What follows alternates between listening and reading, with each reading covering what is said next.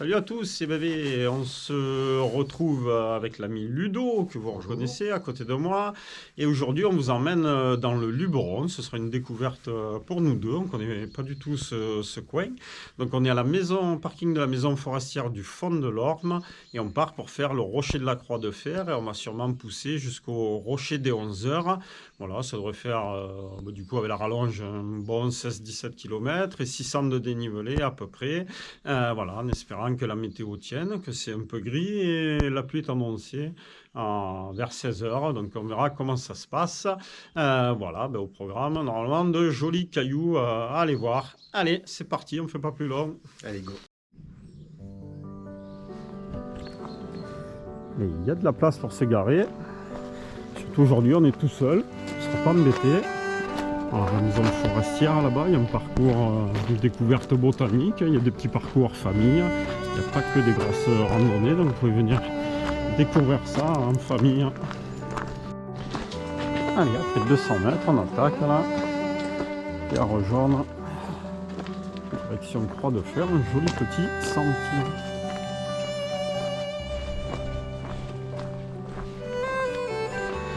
Allez, kilomètre 1. Et on aperçoit le premier aiguillon, là où il va falloir monter. Pente douce pour démarrer, très agréable.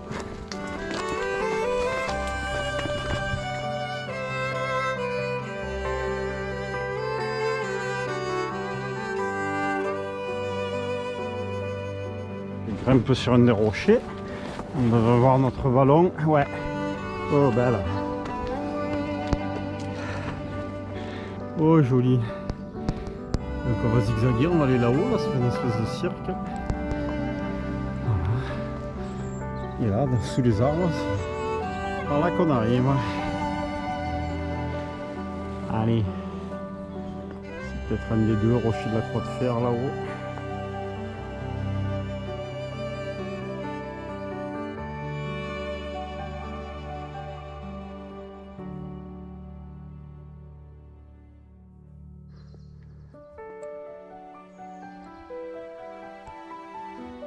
Ça devrait être pas mal là-haut.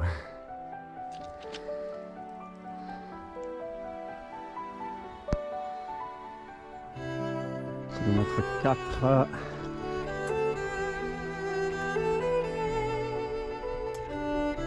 Première vue sur la vallée de la Durance. Là, une petite grimpette pour arriver au rocher de la Croix de Fer.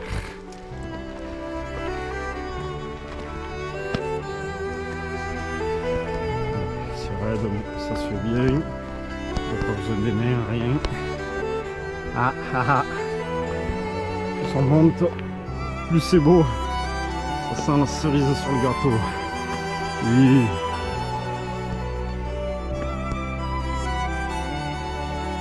Il y a un petit peu de technique.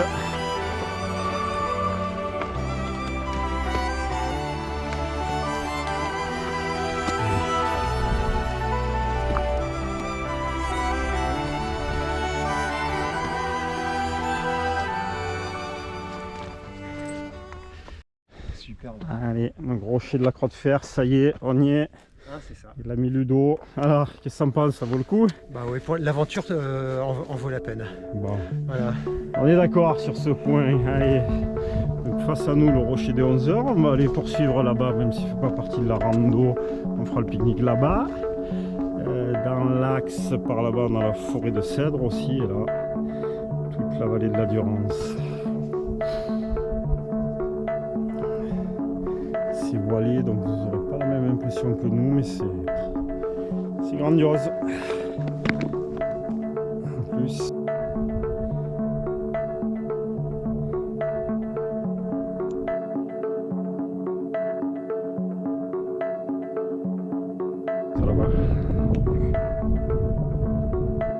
Ouais, ça me parle plus avec la montée par l'arrière comme ça et la pointe. Si, moi ça me parle. Allez, kilomètre 5. Une balise, un peu de civilisation. Balise la croix de fer. Allez, l'homme mort, 100 mètres, parfait. Impeccable. Et là, donc c'est la route désaffectée qui fait toute la crête du petit Luberon, qui passe à Opède, tout ça. Voilà. Et on y est. 100 mètres. Allez, kilomètre 5,5. Hop, on ne peut pas le louper, là il y a ce joli repère. Cairn et bois. Hop, on bifurque à droite.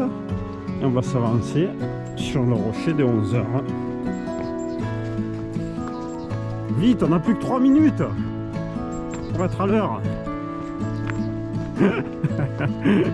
Ludo m'a dit, ah tu me fais un parcours mais il faut être à 11 heures au rocher des 11 heures. Donc voilà, je vais réussir ma mission. 11 heures au rocher des 11 heures. Trop content.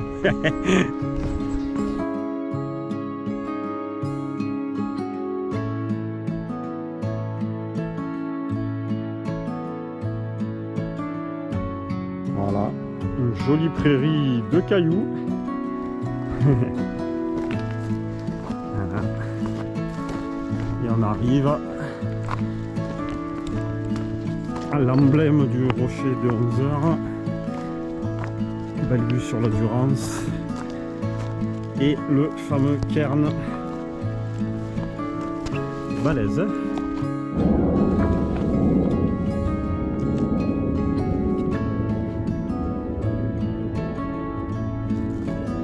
Incroyable, 11h00. Paris. Je suis content, j'ai réussi mon pari. Bravo le guide là. Hein, voilà. Et là, on va s'avancer un peu sur la droite, histoire d'être sur le rocher, profiter de cette belle vue. Allez, regardez-moi ça. Voilà, on s'est trouvé un petit coin là pour manger. On va être bien là. Voilà. Du coup, on a le rocher de la croix de fer là. Et là, on va être bien. On va s'avancer sur le petit monticule. Ça, où il y a le cairn là, ça va être génial. Voilà.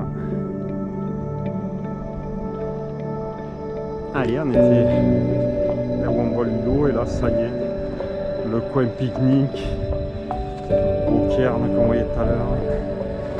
Et là, tant.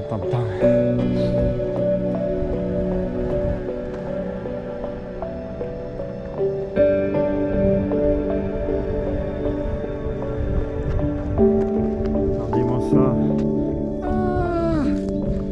Un bel aplomb. Et là, une belle petite ligne de crête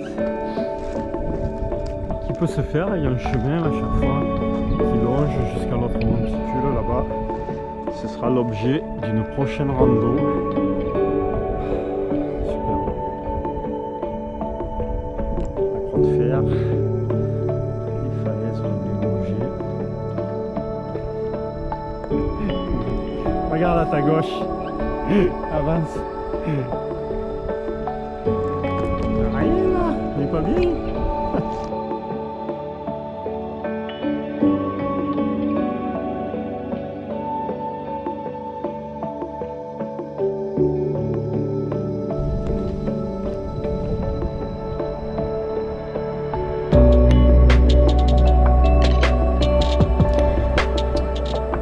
Pinaise, il a dit Ludo, on est bien là.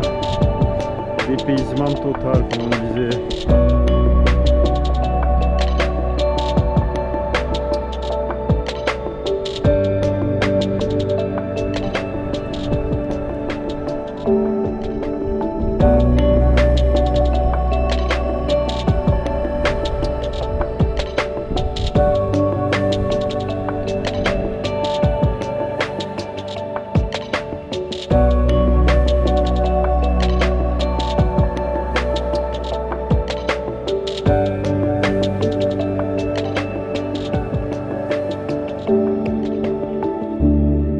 Allez, midi tout rond, pause repas terminé. On s'est rempli l'estomac. Voilà, on s'est rempli l'estomac. On a eu les petites pâtisseries offertes par Ludo. C'est un régal, merci. Je pouvais au moins faire ça, quoi. Voilà.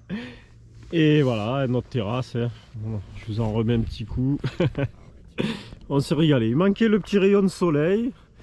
Il fait un peu frais sur la fin. On va pas se plaindre, on est dehors dans un joli cadre. C'était le but. Allez, c'est parti. Donc la descente, on va rejoindre le rocher de la Croix de Fer tout à l'heure.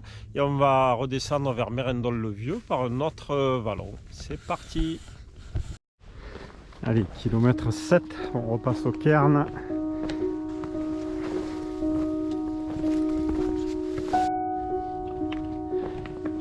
Et voilà, kilomètre 8,2.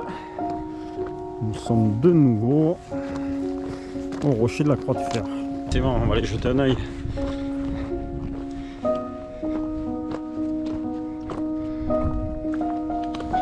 Ça n'a pas changé, c'est toujours beau.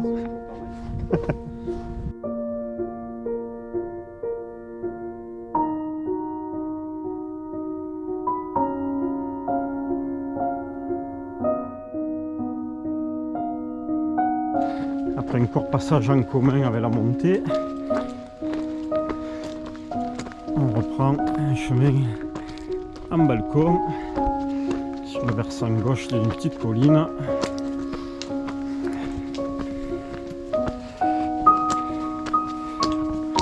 Petite grimpette pour se réchauffer.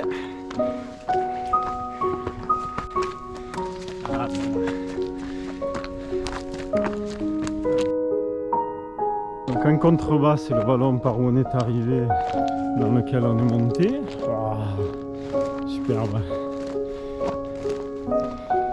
Et on a remonté tout le vallon en bas de cette barre ce matin. Parfait. Là. On est monté sur les crêtes. Et là, il y a les arbres qui cachent. On va nos rochers là-bas. Allez. Et là, l'autre versant sur la crête, un coup gauche, un coup droite. Kilomètre 9.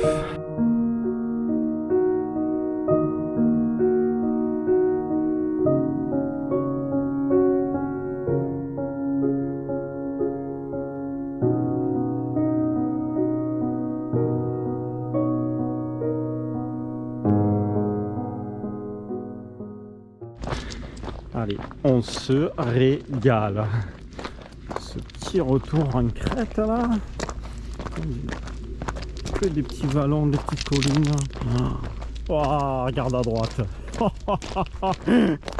Jolie photo. Eh oui. Séance photo. Oh.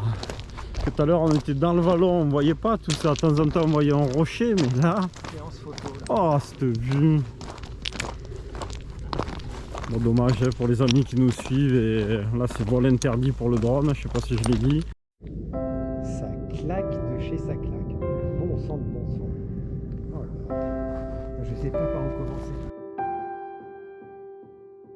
Les paparazzi en action.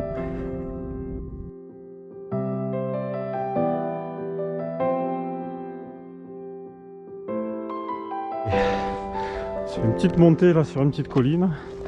On espère avoir la vue de fou sur la falaise, mais un peu la végétation qui cache.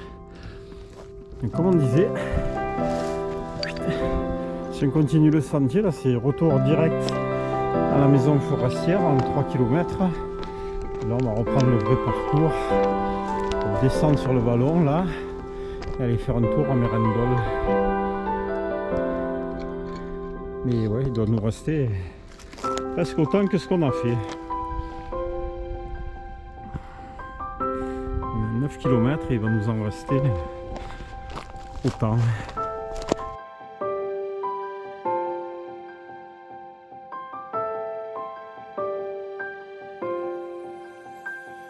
Allez, kilomètre 10 et demi, ça y est, les premières gouttes font leur apparition.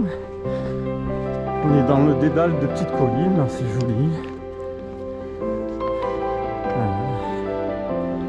Franchement, c'est régal. Ça. Hop, une succession de petits monts.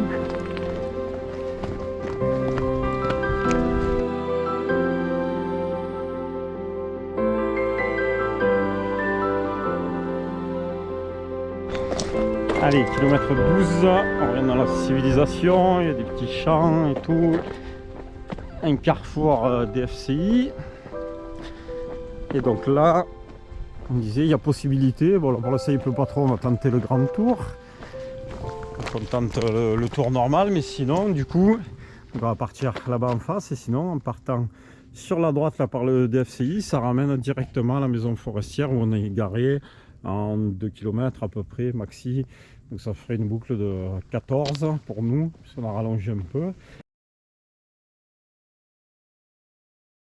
Voilà, vous avez la possibilité de couper et de ne pas aller faire la boucle dans Mérindol.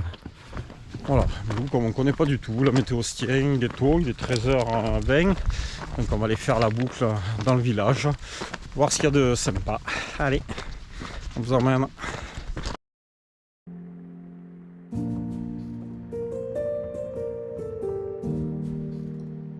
Allez, kilomètre 14. On avait parié que la météo se tienne, mais voilà, on a sorti les experts. Changement de décor, voilà. Changement d'ambiance, mais bon. Allez, j'espère que ça va être beau. Ah bah oui, quand même. Allez, apparemment il y a un petit promontoire là-bas sur la colline avec des ruines ou je sais pas quoi. Je ne sais pas comment y passer. Attention, tir à l'arc. J'espère que ça veut viser. À mon avis, il ne doit pas y avoir grand monde. Commence à pleuvoir un peu là, non? Je rêve. Je rêve. I dream. C'est brouillard. Allez, on accède au mémorial. C'est les ruines qu'on voyait tout à l'heure.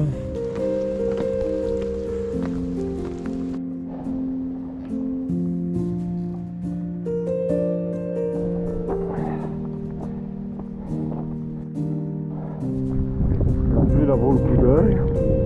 Le rocher, le parking et la maison forestière juste là-bas derrière. Voilà. C'est ce qu'on a fait. Le rocher.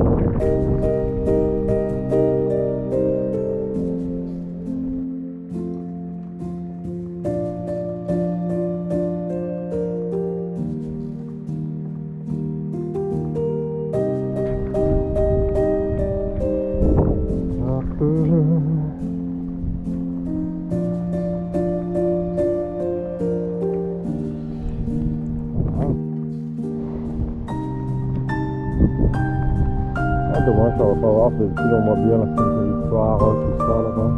Bien ce qu'on voyait tout à l'heure au fond. Les Alpilles dans la brume, on les voit plus.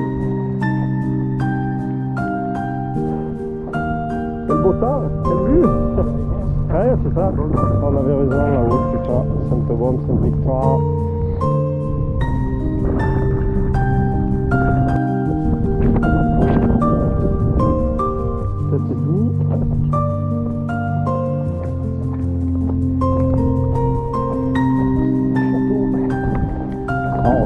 Il y a des collines. On va aller basculer là-bas derrière la petite colline et la maison forestière est en bas là-bas dans le creux.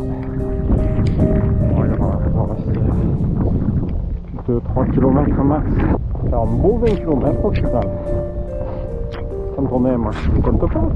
On se rapproche sans trop se rapprocher.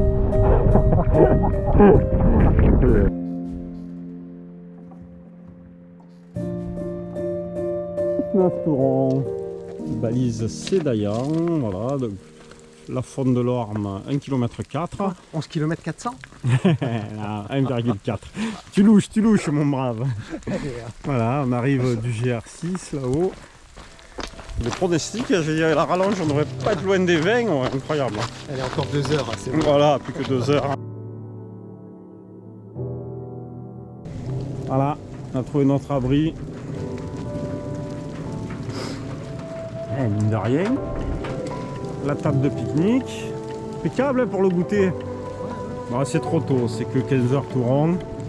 On va finir la balade.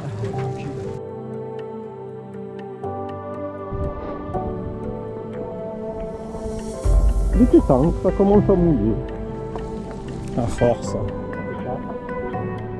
Cacalaos depuis une bonne heure et demie.